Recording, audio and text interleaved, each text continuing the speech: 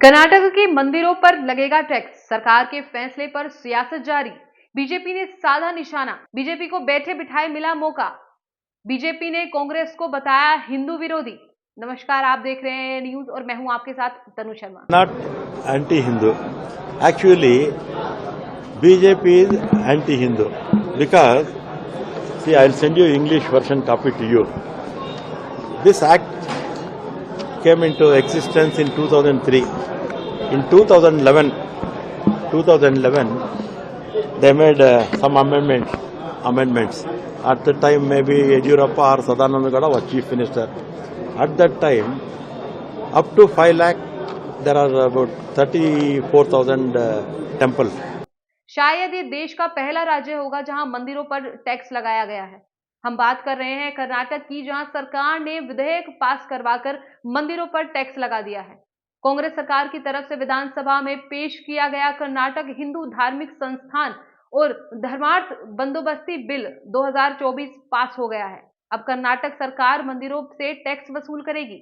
Bill के मुताबिक यदि किसी मंदिर की आय 1 करोड़ रुपए है तो उसे 10% और यदि मंदिर की आय 1 करोड़ से कम और 10 लाख से अधिक है तो उसे 5% टैक्स देना होगा। इस बिल के विरोध में भाजपा समेत कई संघ भी उतर आए हैं। हालांकि कांग्रेस ने बिल का बचाव करते हुए कहा है कि राज्य में 40 से 50 हजार पुजारी हैं जिनकी सरकार मदद करना चाहती है।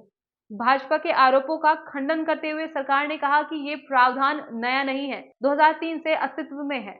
मौजूदा सरकार ने केवल स्लैब में एडजस्टमेंट किया है। अब आपको बताते हैं कि आखिर बिल के प्रावधानों का विरोध क्यों हो रहा है। दरअसल कर्नाटक में 3000 सी ग्रेड मंदिर हैं जिनकी आय 5 लाख से कम है। यहाँ से धार्मिक परिषद को कोई पैसा नहीं मिलता है। धार्मिक परिषद तीर्थ यात्रियों के लाभ के लिए मंदिर प्रबंधन में सुधार करने वाली एक समिति है। वहीं 5 लाख से 25 लाख के बीच आने वाले बी ग्रेड मंदिर है, जहां से आय का 5% साल 2003 से धार्मिक परिषद को जा रहा है। धार्मिक परिषद को 2003 से उन मंदिरों से 10% राजस्व मिल रहा था जिनकी सकल आय 25 लाख से भी ज्यादा थी। वहीं कांग्रेस इस बिल के समर्थन में अपना तर्क दे रही थी। कर्नाटक के मंत्री रामलिंगा रेड्डी ने बताया कि प्रावधान ये नया नहीं है बल्कि 2003 से अस्तित्व में है।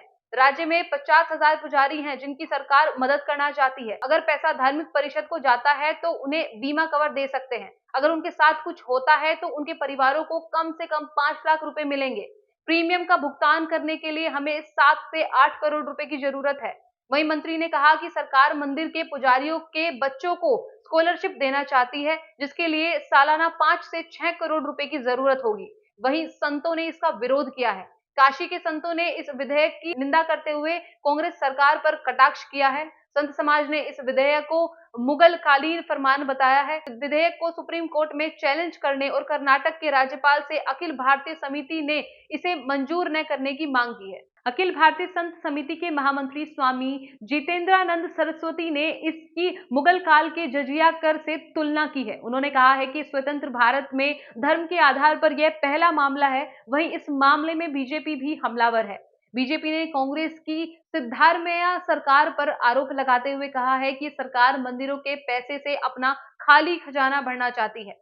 भाजपा के प्रदेश अध्यक्ष DY विजेंद्र ने सरकार से पूछा कि राजस्व के लिए केवल अन्य धर्मों को छोड़कर हिंदू मंदिरों को ही क्यों निशाना बनाया जाता है। उन्होंने आरोप लगाया है कि ये विधेयक न केवल सरकार की दयनीय स्थिति को दर्शाता है बल्कि हिंदू धर्म के लिए उनकी नफरतों को भी दर्शाता है।